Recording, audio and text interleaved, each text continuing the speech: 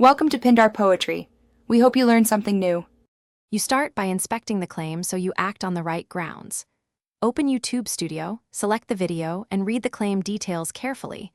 Note claimant name, exact timestamps, and whether the restriction is partial or on monetization.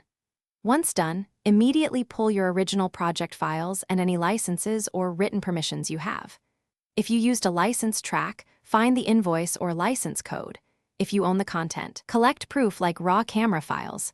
This prepares you to choose dispute, trim, or replace.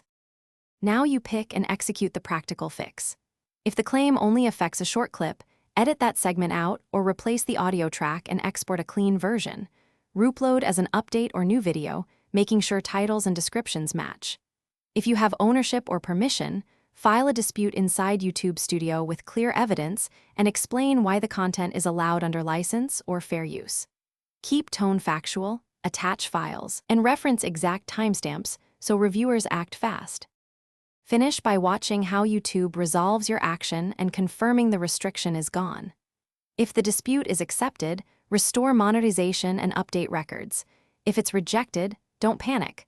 Contact the claimant directly with your proof and request release, or use YouTube's copyright web form for escalation.